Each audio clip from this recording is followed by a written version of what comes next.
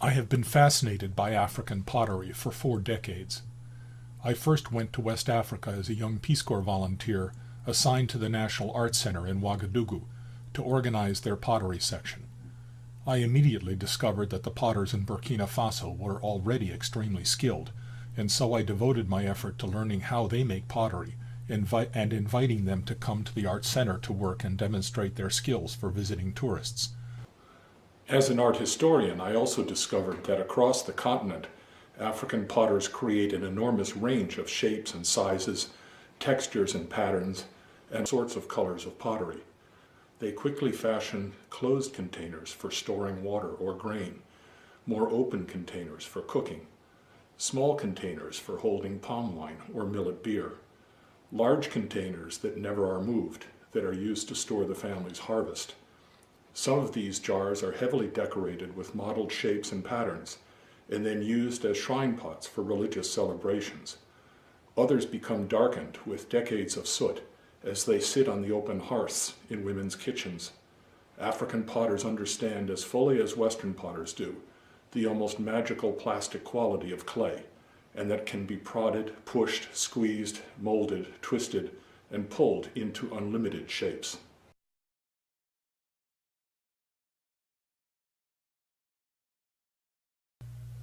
To make pottery, you have to have good clay. All across Africa, potters know where there are good veins of uniform clay that is free from foreign materials. Sometimes the women themselves go out to collect the clay, but often they send their children with baskets. They must be very careful when digging the clay not to dig back so far into the bank that the heavy earth on the surface collapses on top of them. They carry the heavy clay back to the workshop, where they may let it dry.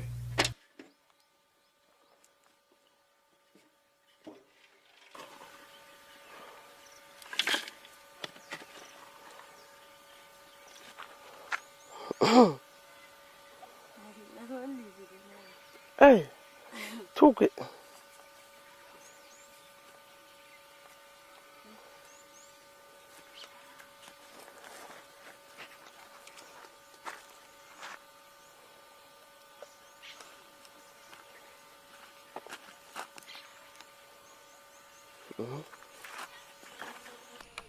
A slide. Sometimes if the holes are so big that they cannot sustain their weight, the weight of the overburden, they collapse.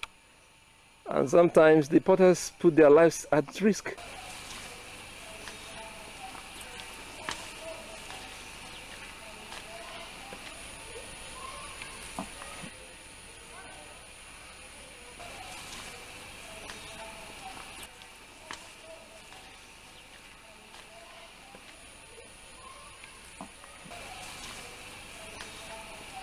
In some areas, the clay is filled with water and allowed to soak, absorbing as much water as possible in a process called slaking.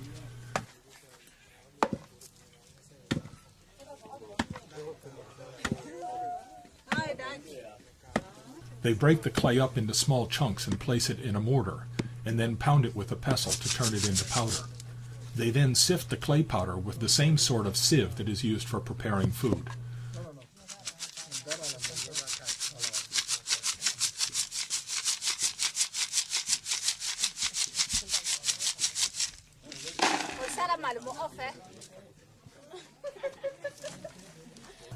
In another area of the compound, potters or their children may be smashing up old broken potsherds between two stones to produce a grainy material which is called grog.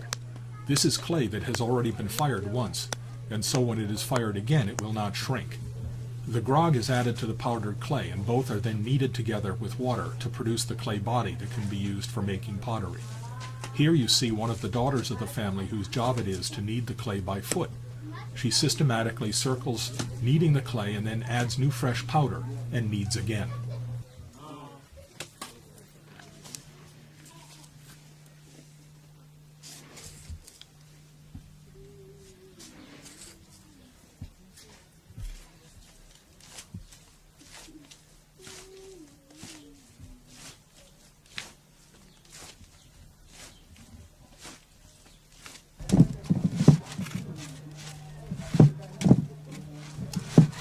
Mrs. Konate is kneading grog into her fresh clay by hand.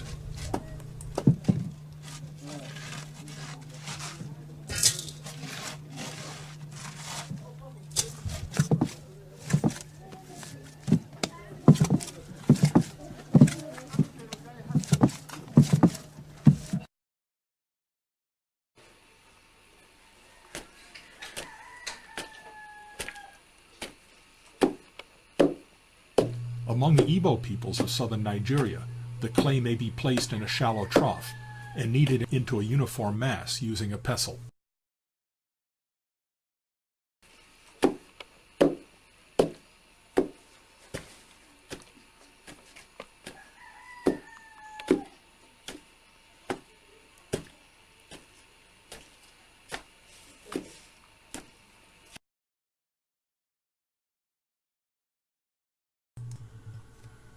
The simplest and most obvious technique is simply to turn an old jar upside down on the ground and to use it as a mold for a new jar. Mrs. Konate in the village of Uri in central Burkina Faso has been making jars for decades. I first photographed her in 1983, and I've been going back to visit her from time to time ever since. The last time I visited her in 2010, she was getting very elderly and frail.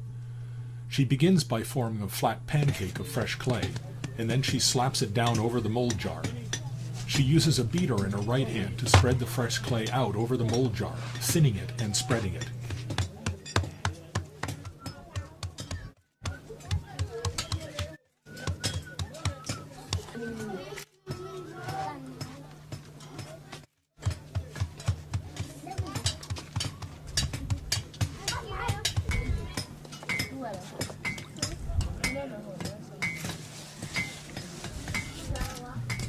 Mrs. Konate is the wife of a blacksmith, and you can hear the blacksmiths at work behind her.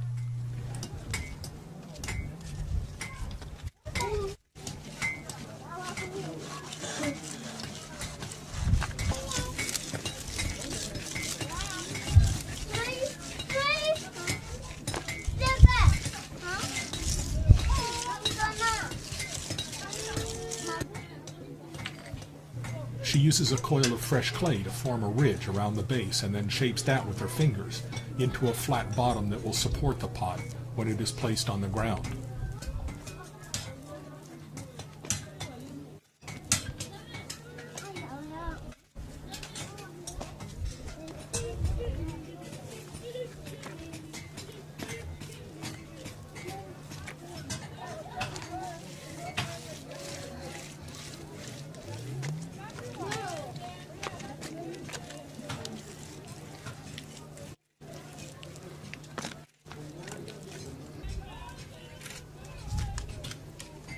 When it is the right thickness and has covered the jar to its widest dimension, she carefully trims the lower edge to make it uniform and sets it aside to dry for a short period. She must be careful not to leave it for too long or it will begin to crack as it shrinks on the mold jar. When it is stiff enough so that it won't deform, she lifts it off, sometimes with the help of another woman in the compound.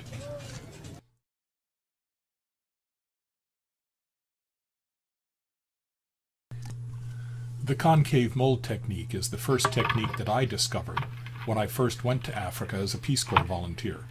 I had studied pottery in college, but I had never seen such an unusual and innovative technique.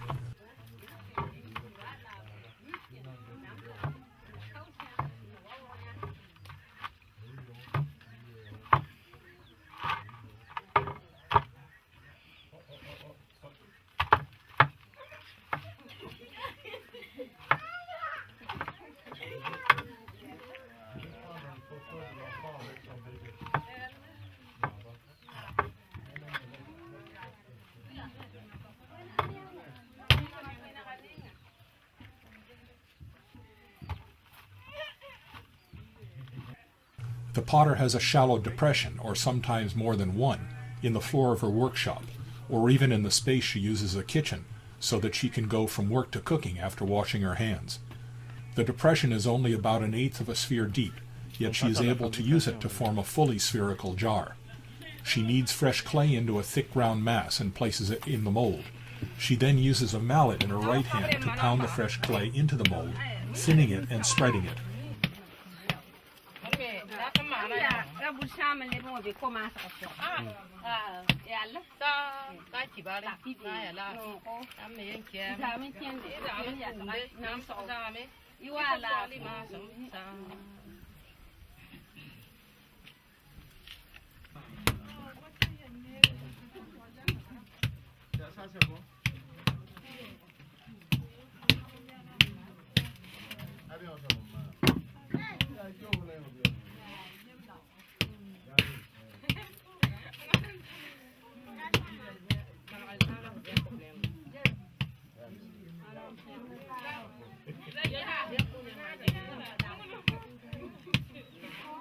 Of course, she quickly fills up the shallow mold, and so she rotates the mass of fresh clay up on edge, exposing part of the shallow mold, and continues to pound. She rotates and pounds, building the spherical jar larger and larger. From time to time she stops and uses her fingers to consolidate the rough clay around the edge of the opening. Occasionally, when she discovers she has run out of fresh clay, she adds a fresh coil around the rim and continues to pound and rotate. The technique produces a very thin, light, strong spherical jar.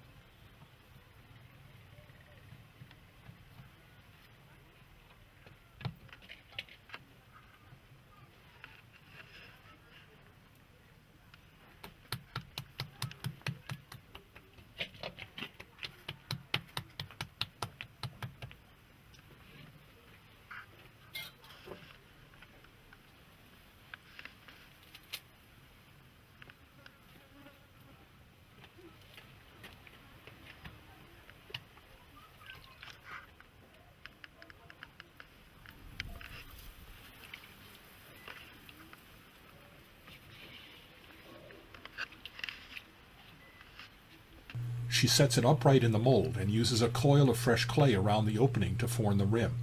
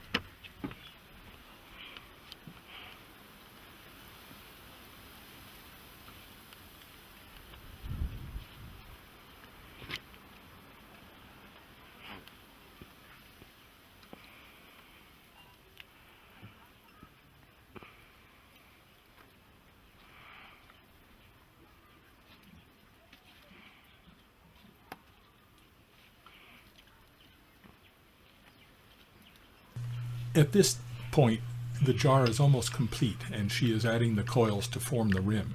She carefully consolidates the rim and then uses a wet cloth to smooth it.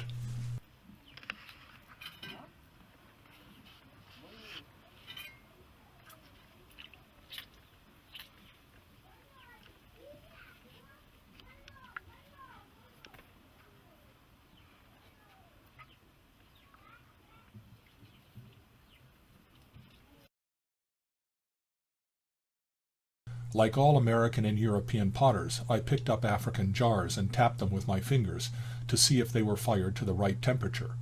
Of course, they made a thump instead of a ring because they were low-fired earthenware. I thought it would be nice to teach them how to fire their pottery to a higher temperature. Then I discovered that they didn't want high-fired pottery because the low-fired earthenware they made could be used for cooking over an open fire, while higher-fired pottery would shatter if exposed to open flame. It soon became apparent to me that the techniques that African potters use represent appropriate technology. That is, Africans had developed techniques to make pottery that suited their needs, but whose manufacture did not consume precious or expensive resources.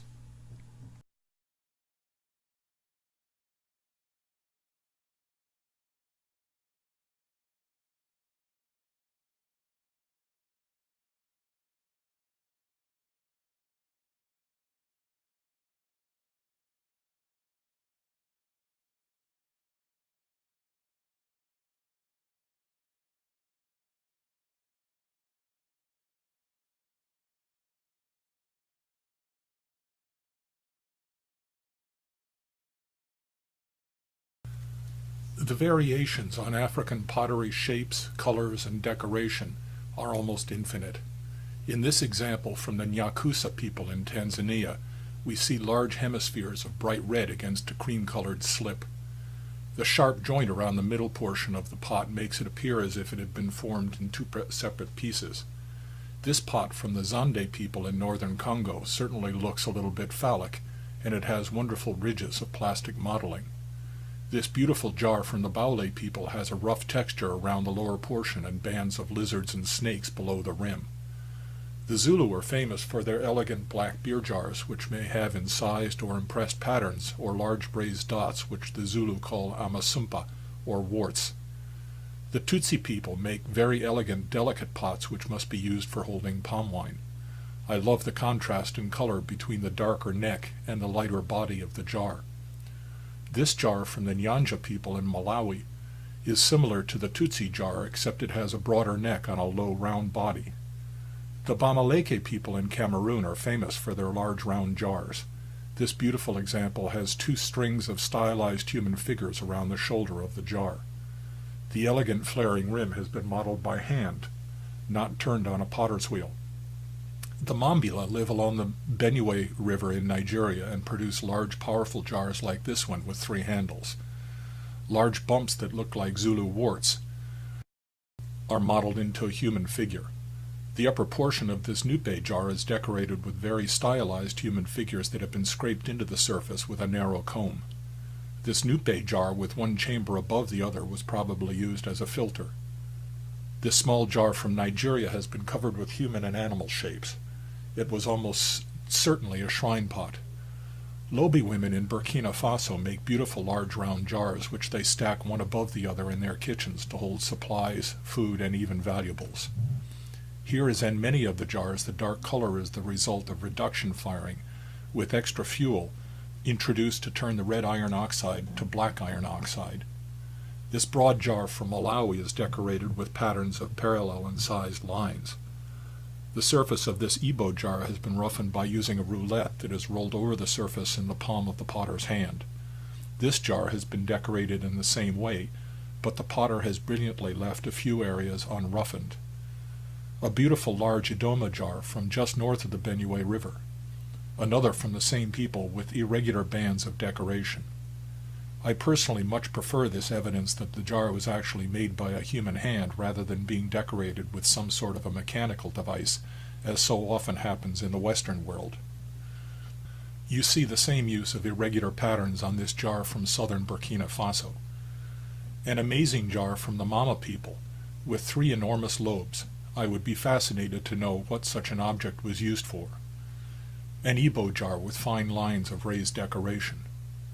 This jar from Cameroon has been reinforced with basketry applied over the exterior. Many shrine jars have added figures in relief, but the depth of the relief on this Mambila jar is exceptional. And another from the Mambila in Cameroon with very large warts and the human figure. The Bamana people of Mali are masters at producing large round jars for storage. A jar from Nigeria with what appears to be scarification patterns on the abdomen and either an umbilicus or genitalia. The same patterns are more easily visible on this larger jar. Almost certainly a palm wine jar from southern Nigeria. Many of the people along the Benue River produce ancestor pots to be placed on shrines. This jug from the lower Congo may be modeled after a European liquor jug. Another similar jug, but with brilliant addition of 2 human heads. The Songhai people of central Congo are famous for jars like this one with 2 swelling areas, one just below the rim at the shoulder and another on the belly of the pot. A small jar for palm wine with a beautifully modeled human head. A very simple but elegant jar from northeastern Congo. A small dish for serving food with a human head and faces. This large jar from the Bamana people has 2 very different textures, a glossy upper portion and a much more matte lower portion decorated with serpents. This beautiful Zulu beer pot shows the raised warts which they call amasumpa. This is a figurative ancestor pot, and another from the Mambila people.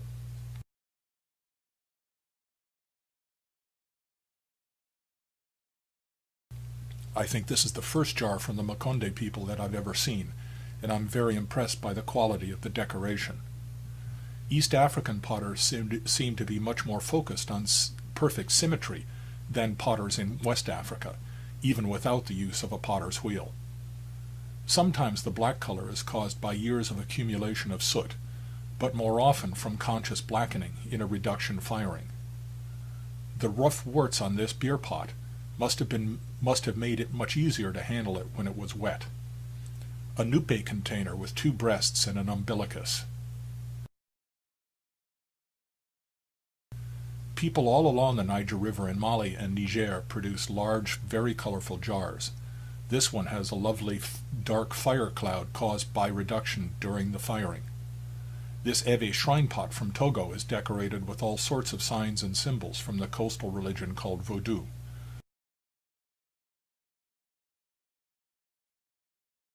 Finally, a lovely jar from Nigeria with a beautiful dark fire cloud produced during the firing.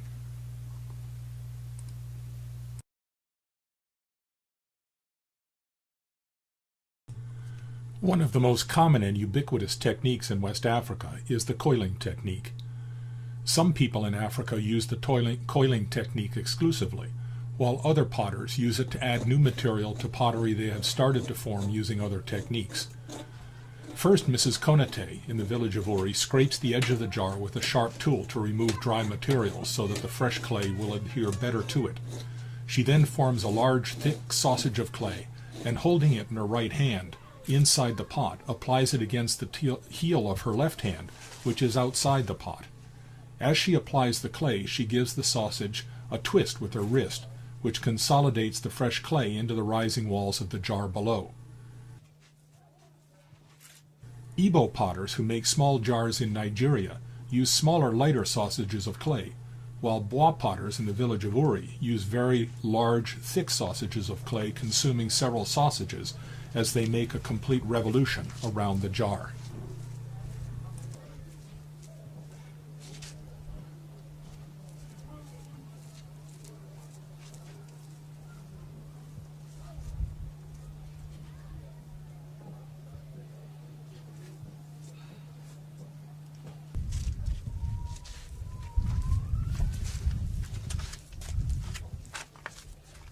Now she is adding a coil to the exterior, thickening the rim so that she can form it into a large, symmetrical, solid rim.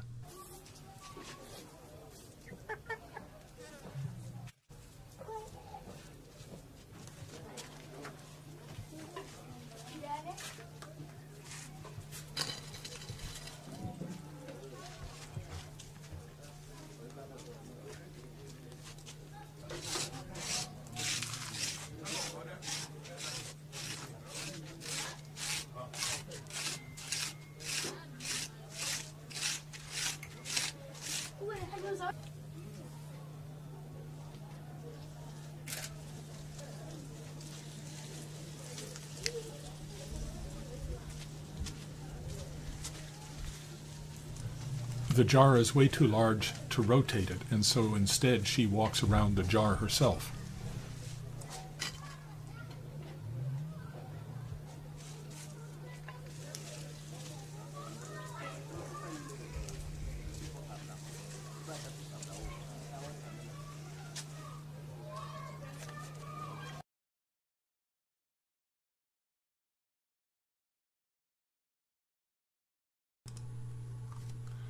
I am sure there are potters in Nigeria who form enormous jars to be used for soaking cassava or brewing some kind of beer. These Igbo potters in southern Nigeria are forming smaller jars using the coiling technique. Because the pots are small, the potters can hold the base in their hand while they use coils to increase the dimensions of the new jar.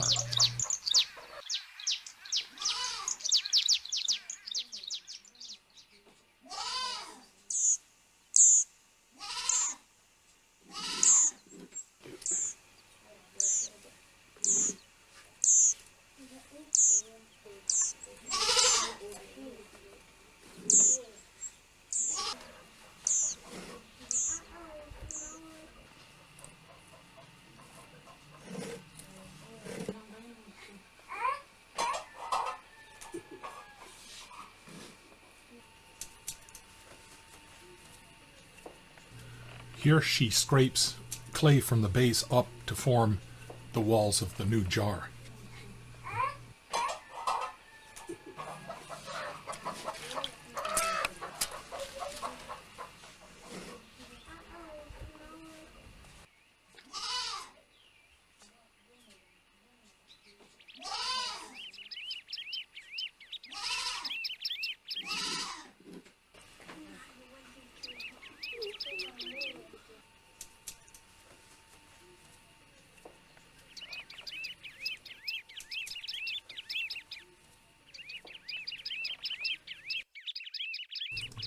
She has thinned the base out, and now she's adding a new coil of fresh clay.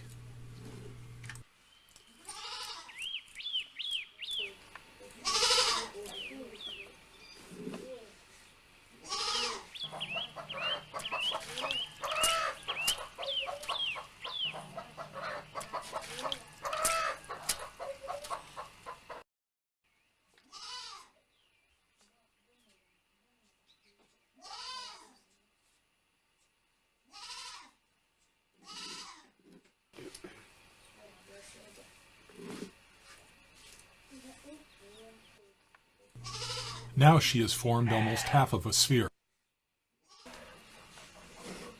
These artists are extremely deft, able simply to press the fresh clay with their right hand into the heel of the left hand, consolidating it with the edge of the jar and rapidly building up a partial sphere.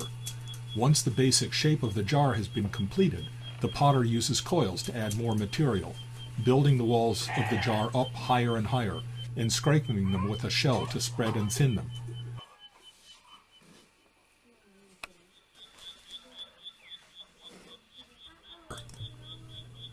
She scrapes the sides of the jar upward with a wooden tool.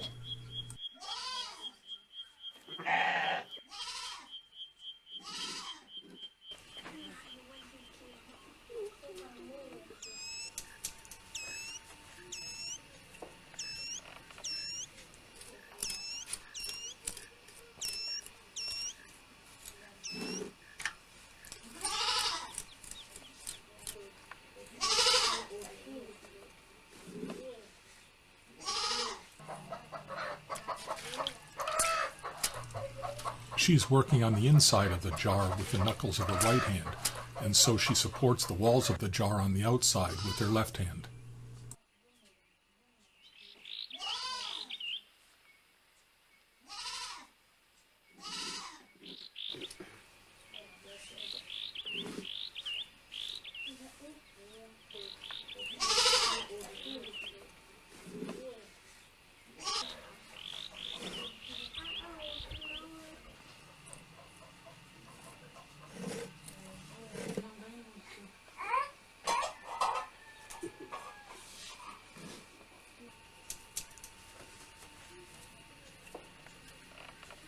Finally, she adds another coil around the edge of the rim, which she can then shape into a flange, and then decorate with impressed patterns.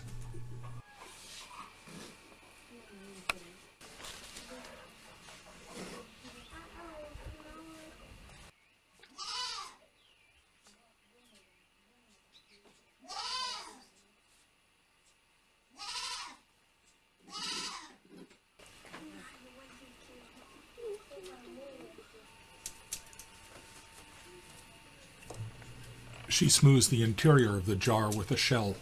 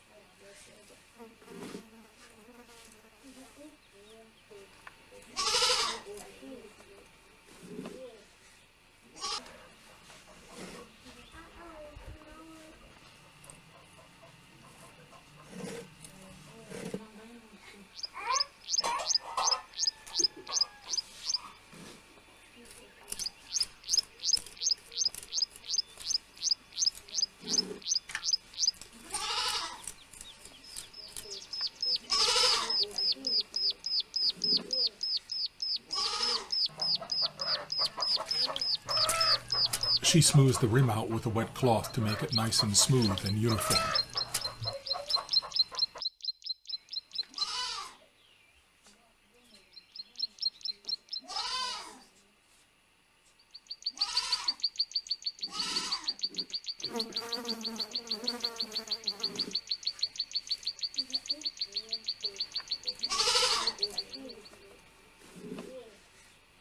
Now she begins to impress small, delicate patterns on the flared rim.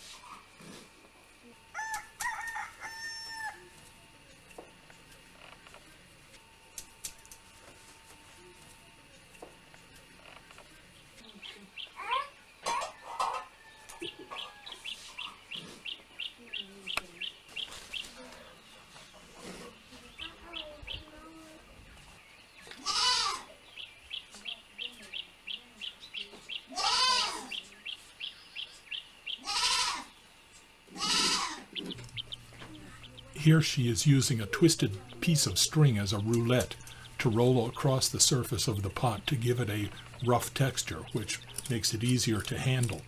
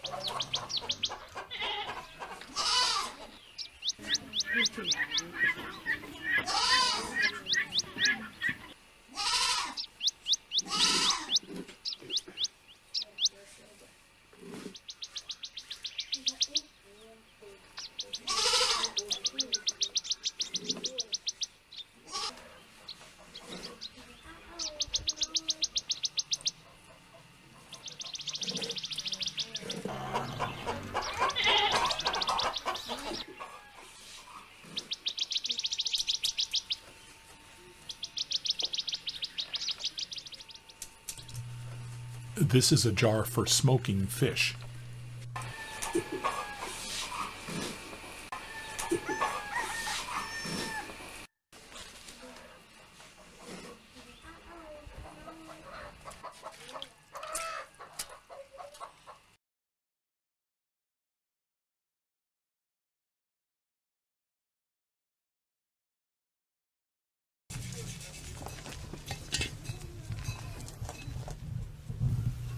Until I met Maria Cafando in 2001, I thought I had seen all of the variations of pottery making available in Burkina Faso. Maria is an elderly lady who lives in a small village about 50 miles south of Ouagadougou. She has been making pottery all of her life and supports her daughters and her grandchildren with the income from her pottery.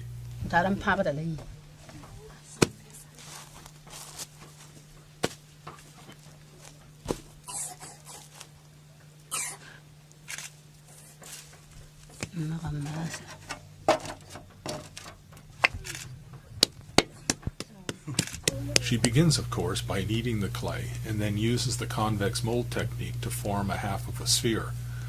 She forms several of these small, thick hemispheres and then takes them into her house, where she places a spherical mold inside each one.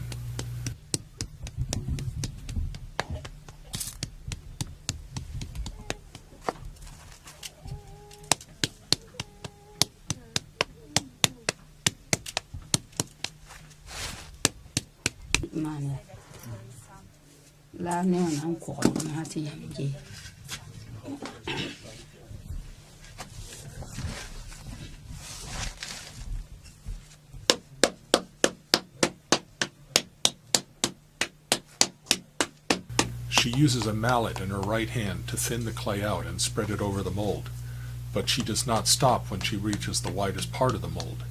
Instead, she continues to spread and thin the clay until she has almost completely covered the mold jar.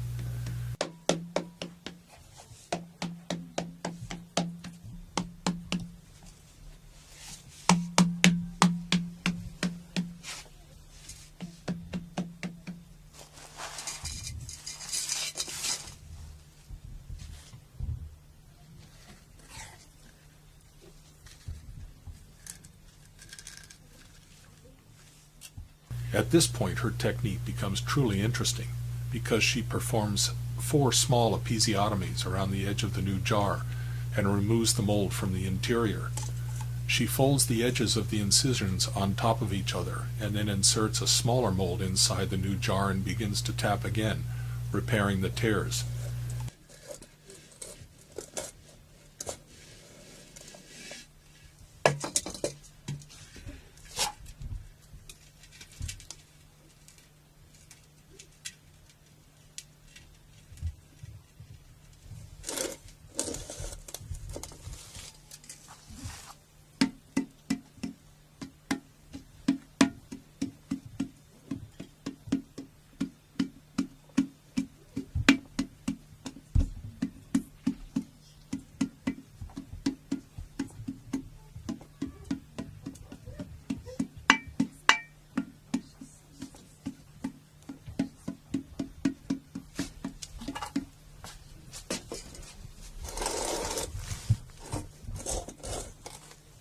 She works with a small clay form, which I call an anvil, on the inside of the jar, and taps gently on the outside of the jar with her right hand holding a concave mallet or hammer. As she does so, the jar becomes thinner and thinner, but retains its very symmetrical spherical shape.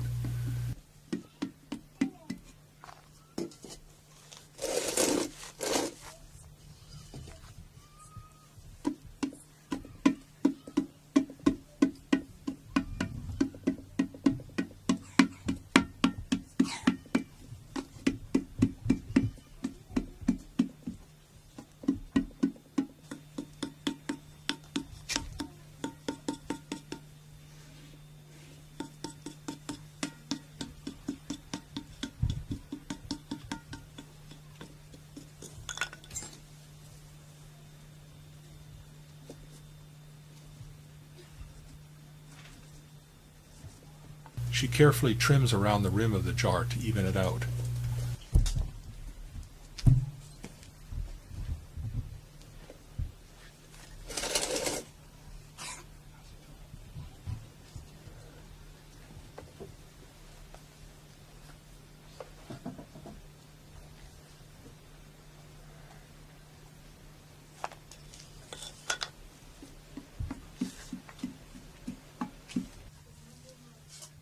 Maria then adds a thick sausage of fresh clay around the rim, working it into the spherical jar with her thumb and forefinger. Finally, she uses a wet piece of cloth to shape the rim, to thin it and flare it while she rotates the new jar in her left hand. She does all of this while holding the jar in her lap and without placing it on the ground or on any kind of support.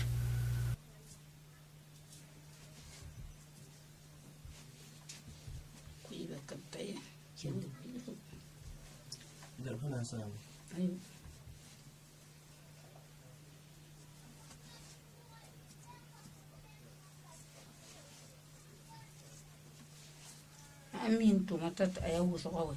Unto ka chiya tondo. Ya to. Mama na ba ni mahal na.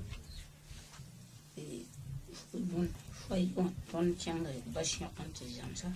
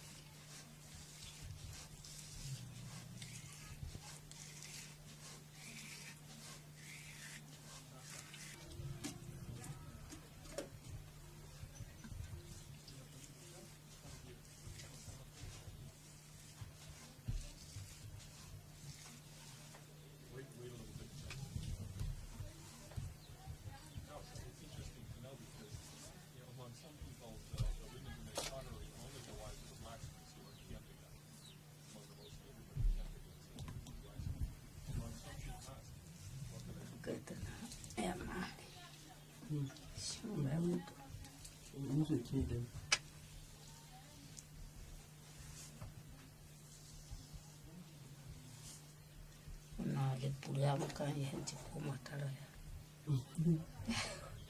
Ne maka mini mwalo.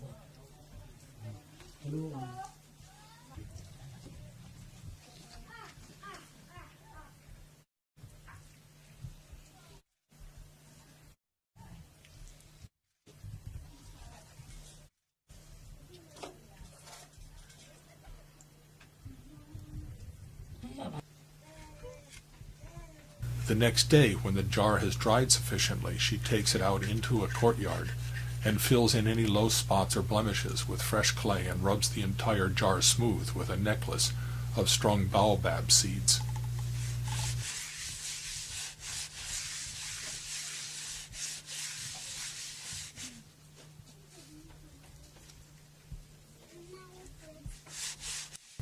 Two years after I made this video, Maria traveled with my PhD student, Dr. Barema Jamatani, to the city of Taipei in China, where she gave demonstrations of her pottery technique to a congress of potters, artists, and anthropologists. At the end of the trip, she was quite exhausted and happy to return home. A woman who had barely left her village before traveled all the way to China and back on Air France, and stayed in a luxury hotel.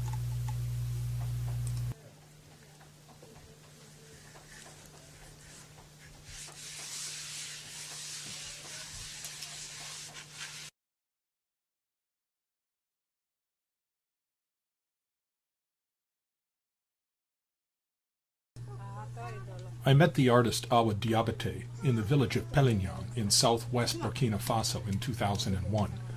She is a member of a group of artists called Jelly, whose husbands are leatherworkers. There were several related men in this village, along with a large number of wives, all of whom were skilled potters. Awa begins with a large mass of clay, which she places on a shallow dish between her knees. She forces her fist down into the mass of clay, forming a cavity, and then using the fingers of her right hand inside the jar and her left hand outside the jar, begins to pull the soft wet clay upward, thinning it and increasing the height of the jar. She rotates the jar on a shallow dish while she remains seated.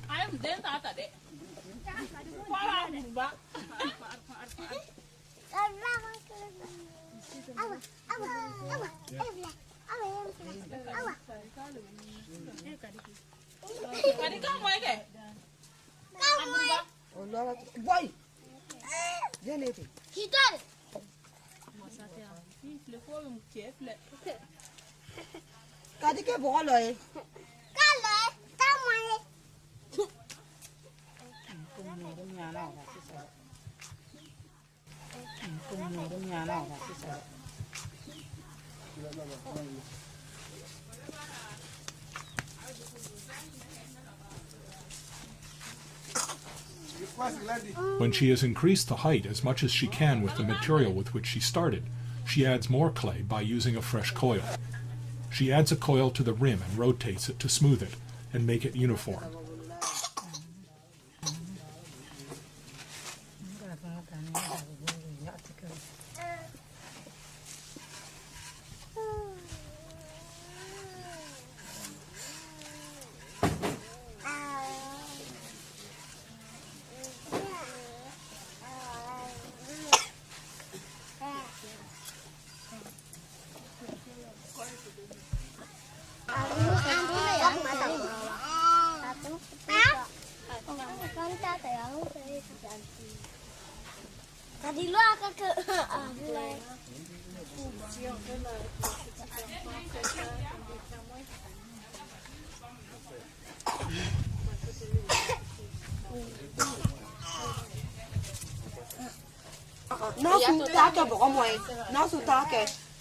As she forms the rim, she rotates the pot as if it were on a potter's wheel. But in fact, because there is no axis on which to rotate, this is not a true wheel.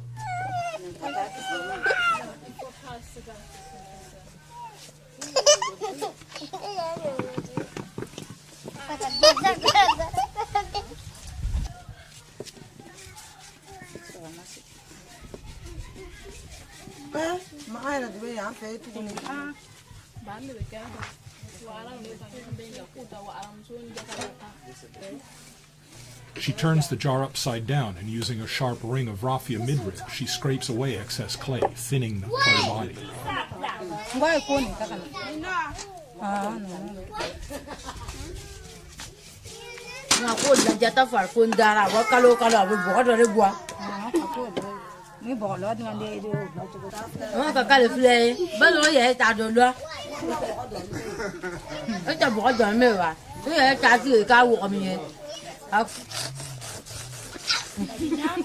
Finally, she applies a rough but uniform texture to the exterior of the jar with a corncob roulette.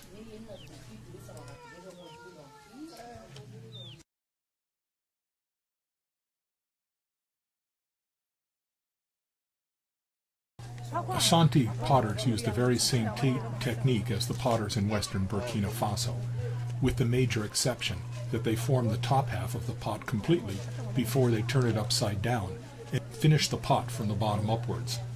On this rainy day in Kumasi, I only had time to video the first half of pottery production, which was the forming of the upper half of the jar.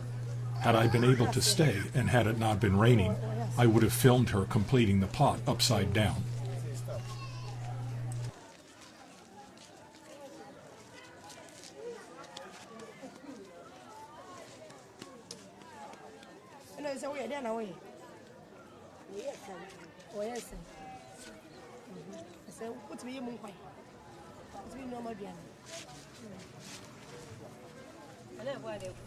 She scoops out the mass of clay at the center of the new jar and forces her fist down inside.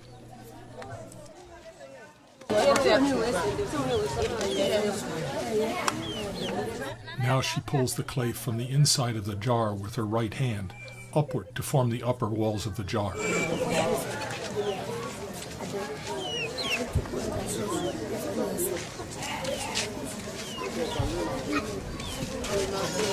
She uses a very large, thick coil of clay to add more material to the jar.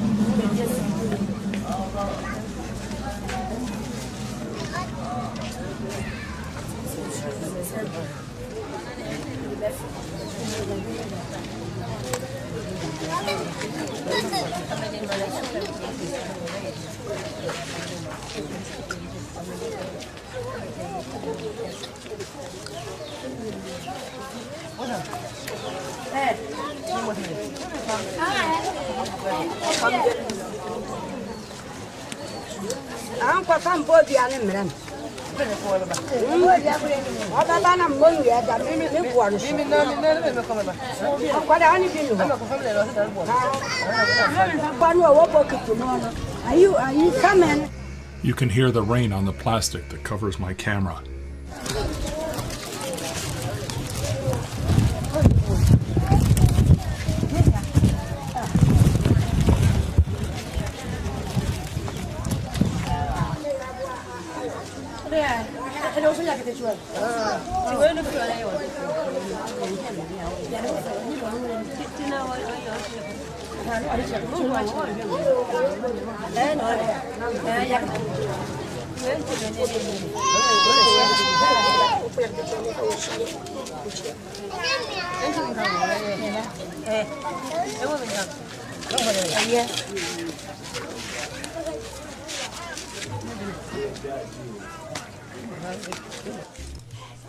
You can see her daughters and nieces in the background kneading the clay that she needs to make another pot.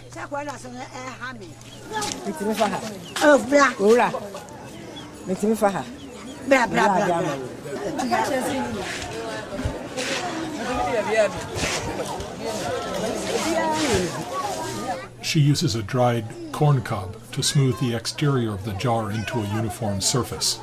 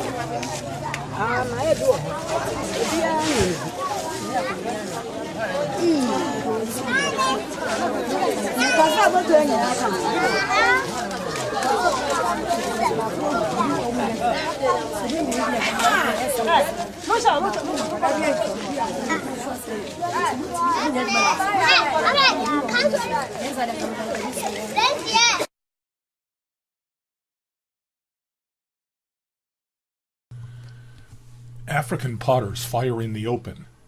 With the exception of modern potters who have been taught Western techniques by visiting technicians from Europe or America, African potters do not use kilns, but either fire on the flat ground or in a very shallow depression. Occasionally, potters will construct low circular walls in which they place their pottery, and the walls keep extra cold air from blowing into the firing.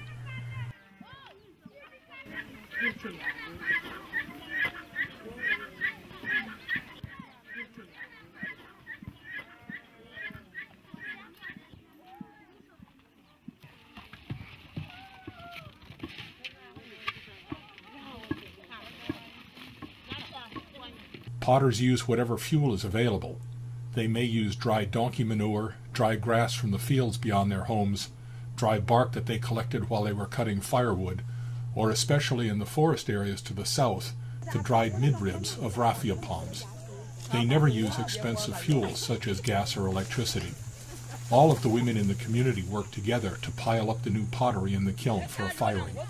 If several women work together, each may identify her own pottery by some pattern impressed in the clay or painted with slip on the exterior. In some cases, they all work together to fire the pottery of just one of the women. In this case, they are all working to fire the pots created by our Tiabete.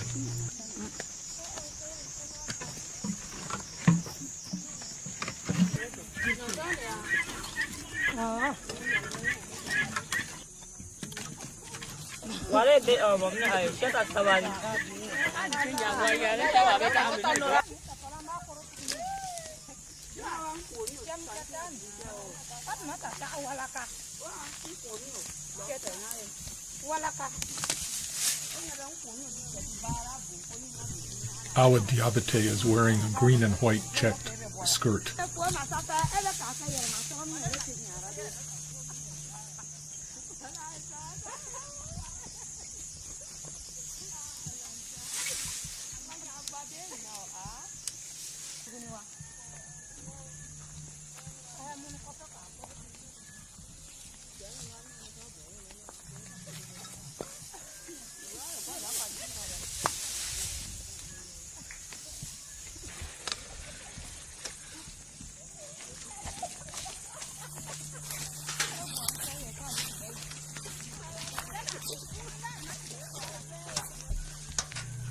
The fuel is lighted and allowed to burn freely.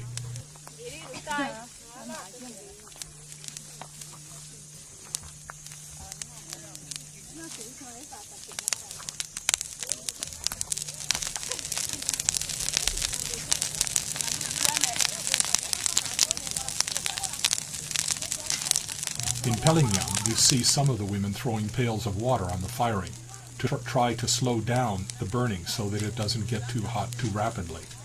They also take care not to let the fire spread to the neighboring brush.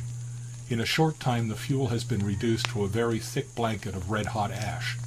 The pottery bakes underneath this for some time until it is a bright glowing red. While it is still hot, the potters hook out the pottery and dip the hot pottery in a kind of vegetable soup made of boiled up acacia seed pods. This process drives excess carbon deep into the body of the hot pottery, turning the jars from a bright red to a dark brown.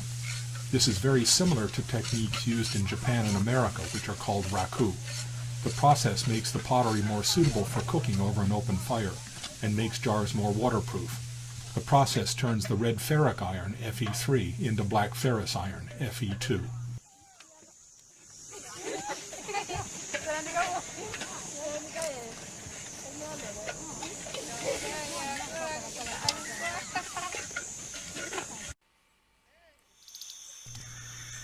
This is the firing of Igbo pottery in Ishiagi village, Ebonyi State, south of Enugu in Nigeria.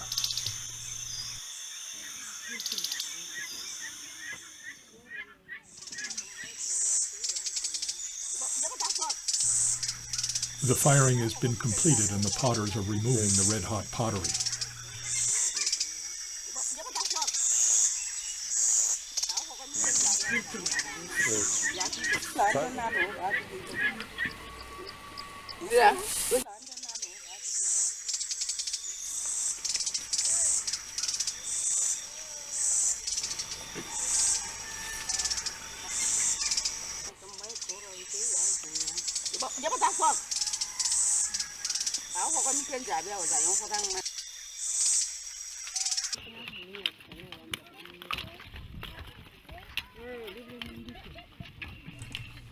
Here the women of the Bamago family in Dablo are firing all of their pottery together.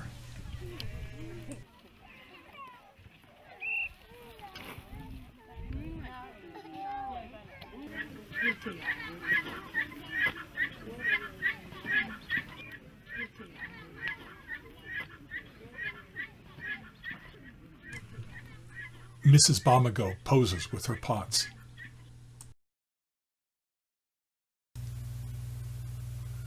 all African artists are extraordinarily creative. The women who make pottery in Africa are among the best. Look at any catalog of African pottery for sale in Chicago or New York or San Francisco, and just imagine the margin between the prices asked and the income of the potter who made it.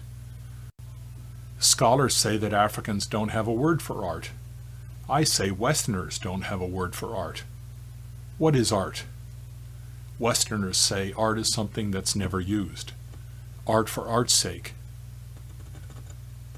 What sort of art is never used? All art is used. African art is heavily used. My definition of art is something that is used to express people's ideas about the world they live in. In my mind, this means Africans are the only people who understand art, and that we, the Westerners, are the only people who don't have a word for art. Hello.